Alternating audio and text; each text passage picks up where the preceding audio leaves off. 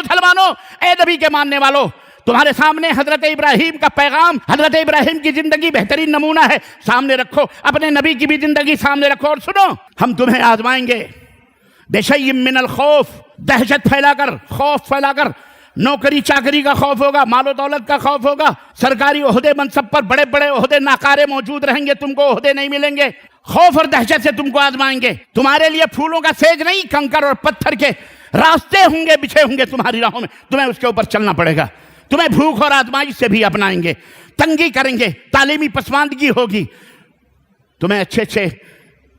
Colleges میں نوکری، تمہیں کالجز میں پڑھائی بھی نصیب نہیں ہوگی،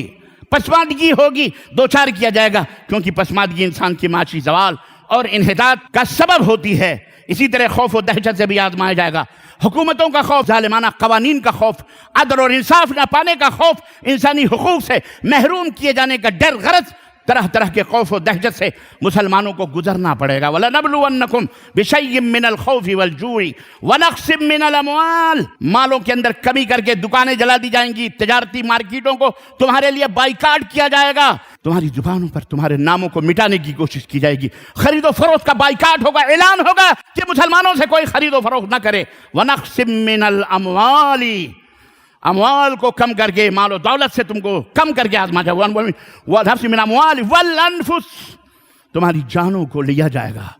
جانوں کا خوف ہوگا، جانوں کو جان لی جائے گی، مارا جائے گا، پیٹا جائے گا، موب لنچنگ کی جائے گی، جہاں بھی کسی اکیلے نہتھے مسلمان بہن کو اور بھائی کو دیکھا جائے گا، کتے بھیڑیے جس طرح اپنے شکار کے اوپر لٹتے ہیں، اسی طرح بھارت کے یہ درندے، فرقہ پرست قوتیں انہیں نوچیں گی، موب لنچنگ کریں گی، وہ خبیث طاقتیں،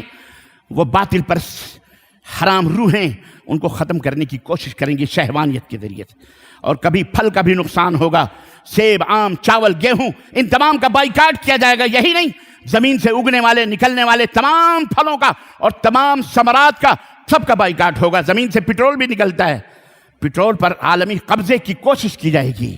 جناب عالی، تانبے، پیتل، سونے بھی نکلتے ہیں، ان کے اوپر قبضہ کرنے کے لیے عالمی قوتیں کھڑی ہوں گی، جنگ کیا جائے گا، لڑائی کا ماحول گرم کیا جائے گا۔ اور ہو رہا ہے کہ نہیں ہو رہا ہے؟ بولو، ہو رہا ہے کہ نہیں ہو رہا ہے؟ جناب عالی، غرض آج دنیا میں مسلمان جن مصیبتوں سے گزر رہے ہیں، مجھے تو کوئی حیرت نہیں ہو رہی، اور کسی بھی قرآن کے مطالعہ کرنے والے، پڑھنے والے مسلمان کو کوئی حیرت اور تعجب نہیں ہو رہی ہے۔ کیوں؟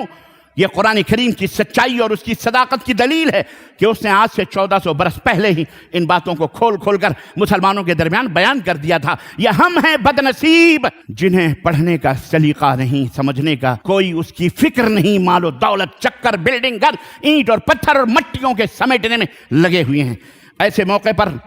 ہمیں کیا کرنا ہے؟ اللہ اکبر! اللہ نے کوئی نمونہ ہمارے لیے بتایا، کوئی آئیڈیا بتایا ہے کہ اگر ایسا موقع ہے تو تمہیں کیا کرنا ہے؟ کوئی رہنمائی، کوئی گائیڈ لائن؟ اے مسلمانوں سنو، جی رب نے تمہیں بتلایا ہے، تمہیں موقع ملے پڑھو تو صحیح، قرآن کو کھول کے دیکھو تو صحیح، تمہیں کیا کیا تسلیاں اور کیا کیا نعمتیں اللہ نے رکھی۔ اللہ نے فرمایا ایسا تمہیں موقع آئے، وَبَشِّرِ الصَّابِرِينَ الَّذِينَ إِذَا أَصَابَتْهُمْ مُصِيبَةٌ، میرے حبیب انہیں خوشخبری سنا دو جو ان حالات سے گزرتے ہوئے صبر اور شکیب کے پیمانے اپنے دلوں میں رکھتے ہیں، صبر کرتے ہیں، ان کا دامن نہیں چھوڑتے، شکیب میں مبتلا، انہیں بشارت سنا دو، ان کے لیے خوشخبری ہے کہ وہ صبر کرتے تو وہ کہتے ہیں اِنَّا لِلَّهِ وَإِنَّا إِلَيْهِ راجعون، ہم تو اللہ ہی کے لیے پیدا ہوئے، یہ دنیا کے لیے نہیں پیدا ہوئے، حکومت، مال و دولت سمیٹنے کے لیے نہیں پیدا، ہم تو اللہ کے لیے پیدا ہوئے اور مر کر اللہ ہی کی طرف جانا ہے۔ صبر کا راستہ، صبر سے مراد ثابت قدمی، استقامت، یعنی حالات کتنے بھی ناموافق ہوں، کتنی بھی دشواریاں آئیں راہ حق میں، انسان باطل کی قوت کو دیکھ کر کبھی گھبراہٹ کا شکار نہ ہو، متزلزل نہ ہو، وہ حوصلہ نہ ہارے، بلکہ اللہ کے دین پر اس کے یقین میں کسی قسم کی کوئی کمی نہ ہونی پائے، بلکہ وہ مکمل طریقے سے وہ ثابت قدم رہے۔ اللہ اکبر! کیونکہ مومنوں کا یہی حال ہوتا ہے۔ الغرض میرے عزیزو، پھر صبر کے اس مرحلے میں مرد مومن، جیسا کہ میں نے بتایا، اعلان کرتا ہے کہ ہم اللہ کے لیے ہیں، اللہ تبارک و تعالیٰ کی طرف پلٹ کے چلنے والے ہیں۔